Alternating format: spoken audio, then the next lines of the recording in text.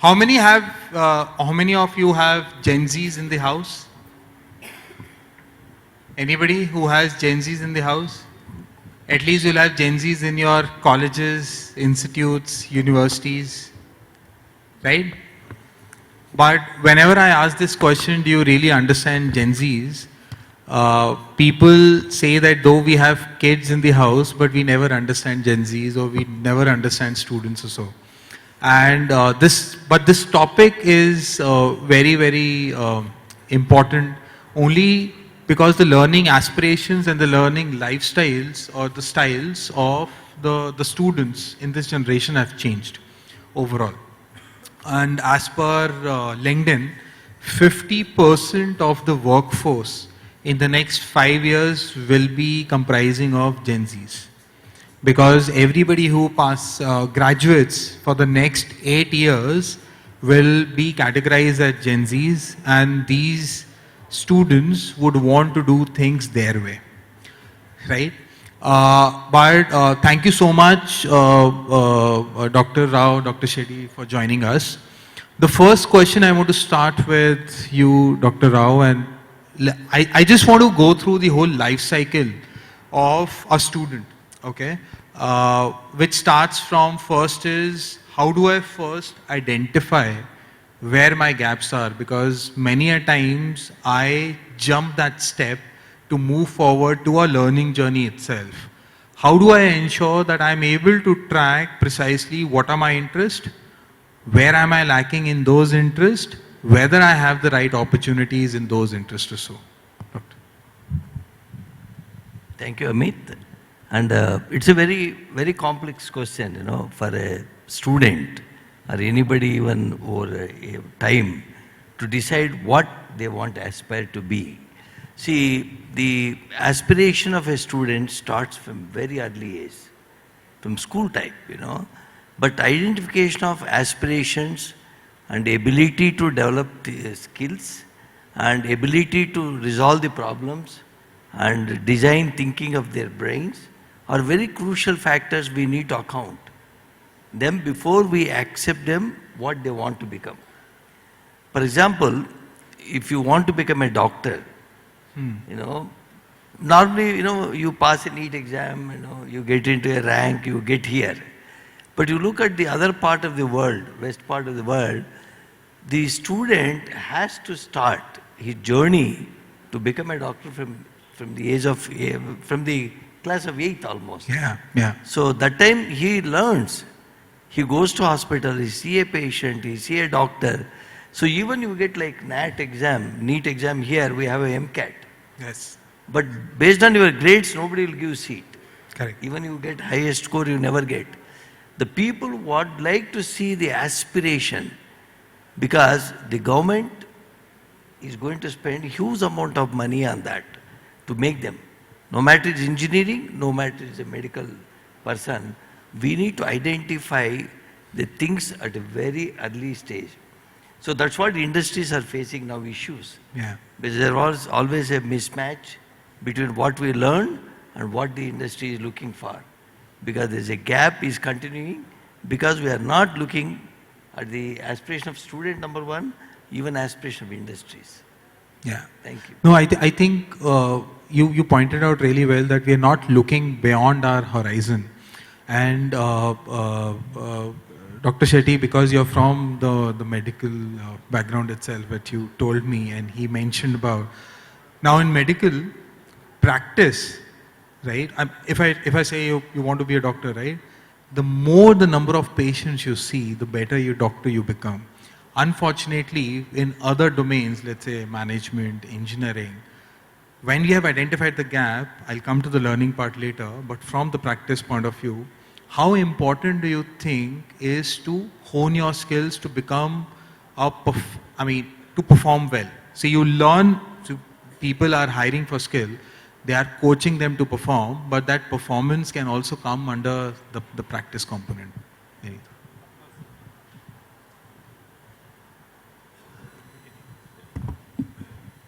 Thank you, Ankar. So hands-on, whatever it is what you are talking about skill, there is no doubt about it. Hands-on is very, very important. That's why even in a medical college, you know, Other day, one university, they had a technical institutions. They wanted to start a medical college. They said, we want to start a medical college. And I said, for starting a medical college, then I told them what are the requirements. You should have at least a 400-bed hospital, number one. And that hospital should be running for at least 3 years, number two. Number three, you have to give free medicine to all those students. And number four, you should keep the faculty working for you for the next 3 years. So when I told them, they got so much, oh, it's so difficult to have a medical college. What I'm telling here is, medical education starts with the hospital, not with the college. Exactly. That's the most important. Yes. So that's the basic difference between the technical education and the medical education. Technical education, of course, they do a lot of projects, a lot of labs, a lot there. But I always tell them, again, technical education should build around an industry, not inside a concrete hall. That's the first point I would like to say. Yeah. But whatever it is, what I'm going to tell you, like for example, this year in Mallareddy University, we have got 2 medical colleges, 200 students getting admitted, totally 400 students. And as a pro-chancellor, they said that you have to do the induction, or the induction course is there. Yeah. First day, I have to address all the 400 students. Those are just completed 10+2. That means they have completed 10+2 PUC and finished NEET. They are sitting in front of me. Almost 400 students are sitting in front of me. And I was supposed to address them. Then I asked all of them, I told them all of them to keep their mobile phone down and asked them one question. That is the first MBBS question. For example, let us say now this is one muscle you see here. It is called the biceps. So I asked all those second year PUC students, that first year MBBS students, what is the nerve supply of this muscle, biceps? Nobody could raise their hands. Then I asked a second year MBBS question, what is the problem you see in a heart attack? What happens to the heart in a case of heart attack? That is a second year question. Nobody could answer that. Then I asked them third year question, then I asked them fourth year question, what is the treatment for particular cancer? Nobody could answer. Then when I asking this question, my principal was there, my dean was there, my medical superintendent was there. Sir, they have just finished PUC, sir. You are asking MBBS questions. And how can they answer? Wait a minute, I told them. After that, I told them, everybody to take out their mobile phone and asked all the questions once again and said fastest finger first within 30 seconds. All 4 questions, first year question also they answered, second year question also they answered, third year question also they answered, fourth year question also they answered. So what I'm telling is, education is not data collection. Gone are those days when you keep learning, collecting data and answer, who is the Prime Minister of Senegal, who is the Health Minister of this one. Those days are gone. Yeah. Okay. Yeah. Then after that, the most important question I asked my students is, okay, you know the answer for all first year, second year, third year, fourth year. Now what will be going for the next 5 years in this college? I asked them, so what you are going to do? So that is another most important question you have to ask the students. You are not coming to the school to collect data. Your data is already there. Yeah. Anytime you can collect the data, number one. And I tell my faculty members, you are not going to entering the classroom to finish the syllabus. There is nothing called syllabus today. It is all digital. So you need not go to the class to finish. I said, it is not syllabus. So many times, sir, if the students are doing this, students are doing a sports activity, students are doing NSS activity, cultural activity. Sir, we can't do all those things because there is a lot of syllabus to cover. I said, there is no syllabus to cover in professional school. Sure. I tell them it is not syllabus, it is syllabus. Yeah. Don't talk about the syllabus and all those things. I tell my principal, my faculty members, don't talk me about syllabus. Who will ask you about the syllabus? Of course, there are apex bodies. There is a UGC, there is NMC, there is AITC. They'll tell you this is a syllabus to covered. They will not tell you what class, what subject you should cover in the classroom. You need to go enter the classroom, not to cover the syllabus, not to tell the student to learn something. You should enter the classroom to motivate them, interact them. Today also, I would like to say, if there are 2-3 minutes extra, let us interact with the audience. Why should we speak one-way talk? There is no scope for one-way talk at all. One should not give one-way lectures. You should interact. What is the problem you identify? So now there is no classroom. So students are not studying in the classroom. Students are studying at home. It is called the flipped classroom. You go out and study. That is the first point one should remember. The second point I would like to say, inclusiveness. When I started one of the, when I stood up to talk something, the moderator told, sir, don't talk about AI, DL, AR, VR, and don't advise my students. Most important thing, never advise your students. It is the advice and all those are gone. That moment you talk about stand up, you say artificial intelligence, DL, ML, AR, VR, finished. Your entire talk is finished. No, that is not important. The student knows what to learn. The student knows what is important for him. So what is important in the students is inclusiveness. If you have got a problem, if you have got a computer engineer is there, computer problem is there, you ask your student to rectify that computer. He'll give beautiful, amazing answers for that. Yeah. If you have got some patient, you ask the patient, what is this? You have to make the students empower. No, include the students for each and every problem in the university. No, then they'll learn I more. remember when I used to do my engineering, whenever there used to be a problem with our desktop or laptops, we used to open those desktops and laptops and sort of do our engineering to maybe remove RAM, put RAM or so. Absolutely. Don't say that my student, oh, nahi karega. No, he will do everything. He will do much better than you. I'll tell you, after 30, 40 years of MBBS, if an MBBS student asks a question to me, I may fail miserably because he knows much more than me. Yes. That's what I would like to say. Yeah. Today, the student knows much more than the faculty members. So faculty members need not think that they are teaching a student, they are learning for the student. But I think as much as possible, they're should motivate. guiding them. And let me come to you, Dr. Rao. So, see, as Sir said, there is a plethora of information that they have, they can access on mobile or so. But still, I think too much information also basically creates confusion in their mind, right? So, and how do we identify the right, let's say, the mentors from the industry itself, where we can actually collaborate and figure out that, hey, I was interested in these 5 areas. Can you tell me which are those 2 or 3 that I should be focusing on for the next 2 That will be the role of the faculty members. Okay, Jagat. Yeah. See, this is a very important aspect, no? Because you learn a lot of things. But at the end, you need to understand what is required for your knowledge, and for your situation, circumstances. That's what happening with the industry. See, in many universities, you say skill development. Skill development is nothing but many people pass an exam. So they go through an exam and they say, I have this skill development, I pass this exam. But skill development is not just technical knowledge. You need to have an attitude. And you need to have a team leadership. And very important missing part in students is the communication. Yeah. What they have in their mind, they should be able to communicate with the system and with the groups. Then only it becomes a very good teamwork. See, industries always blame that your students don't have skills, not this technical knowledge. Students also missing the other part. Yeah. That's why I always say, certificate of skill development is not enough. You need to build up that process.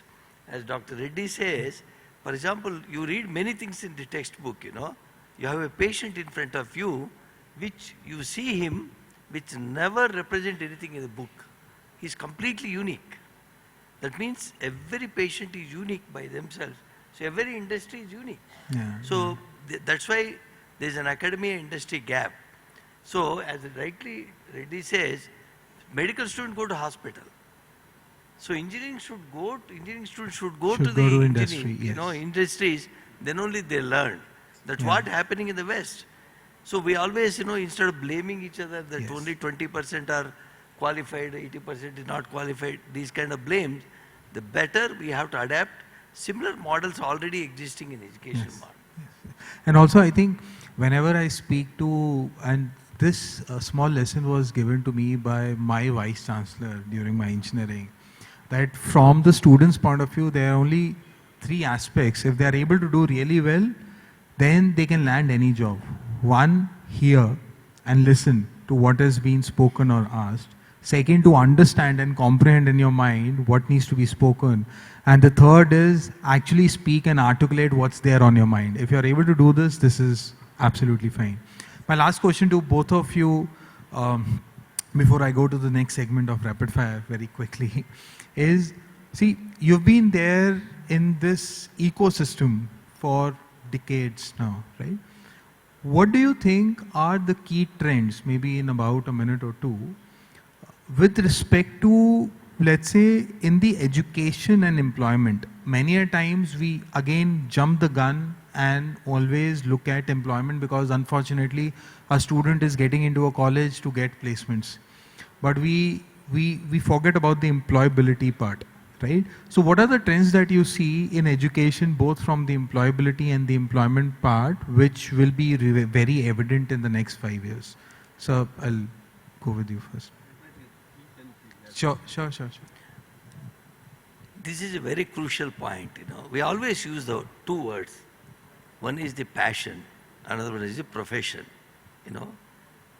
Both will never match in many of the things now in the current day studies.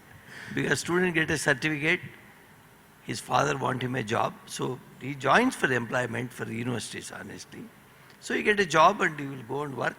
Maybe after 5 years, then he opens his mind for a passion. You see number of people happening that information in the world. I have seen many engineers who transformed into medical doctors because they say that their passion was to become something, but they could not do, but even after some age, they were able to do their medical profession. To overcome this, when I was in US, we made a mixing model. See, most of our doctors, we need to find innovation. They have a lot of innovative ideas, but somebody has to implement that engineering modules, That's why we have called engineering medicine in US first degree program with University of Austin and Houston Methodist. I was in Houston Methodist. We opened up. Where after undergraduation in US, they don't go after school. So after undergraduation, the student will study 2 years engineering, which is completely relevant to medical problems. He will try to understand what are the major challenges. Then he will go to medical school. Yeah. Then he will do an MD. Then he will become a doctor with engineering background. Sure. So that kind of models, we are creating so that you have a fusion of both profession and passion. Sure. Dr. Shetty. Yes, what I would like to say, this classically it is told, an old patient is better than a new doctor because, he knows much more than a new doctor. That's what I would like to say. So first of all, this education system, overall education system in India is, it is mentored in such a way by the British people so that we all become glorified clerks, not more than that. Okay. That's what it is done. That is the education system which is prevailing here, and that is what even faculty members also like that, like you take so many marks, show a beautiful marks card. Useless, totally useless. If you don't know the skill, what is the use of this marks card? Today students are doing online courses, online certification. That is, sir, I know, I don't have attendance, but I have everything. I know everything, sir. Yes. So these are the things. So what I would like to say is motivate your students as much as possible. Don't tell them that you read this, read this. He knows what to read. He knows how to get in a job. He is much more intelligent than you. So as a faculty, motivate him. I think and they will learn the skills as much as possible. Most important is they should not go into these. They have to get into that particular job, and hands-on training is much more important. Today, my X-ray technician is much better than a radiologist because he knows what all the problem, where is the problem, everything he'll tell. He may not be able to give the diagnosis, but he knows how to find it out. That's what I would like to say. Yeah.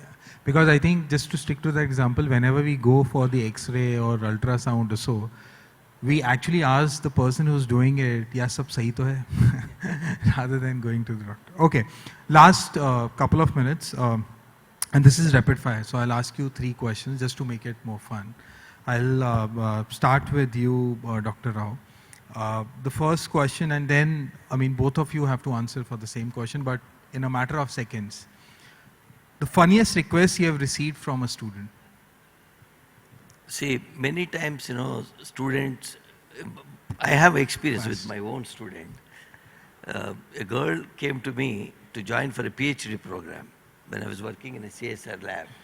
She only said, "I will work with you because you have to train me the best and put me for a job in USA." Not elsewhere, I said, "Okay, let me start with training and I see that whether you qualify that." So sometimes students come with a very predetermined system, but we don't make them as cynical. Sure. We always believe there is something hidden in their mind. See, every funny thing they make, there is a hidden concept in our mind. As a mentors, we should probe into that Sure. rather than making a fun out of it. Sure. Dr. Shetty. You teach what you know, but you don't teach what I want to know. The next one, I'll start with you. Most unexpected lesson you have learned from students. Most unexpected lesson. Lesson that you have learned from students. Be a student while teaching. That's what I would like to be. I Nice. would learn from the students, Awesome. not a teacher. Sir. Students are extraordinarily talented than ours. So we learn a lot from them. Sure. Last question. If you weren't in academia, what career path would you have pursued? I want to be a teacher. You wanted to be a teacher. I want to be a teacher because I get lot of puzzles and I learn lot of things. And I always tell you, teachers live longer because that way they always, enjoy with the students and there is no aging process for a teacher. Yes.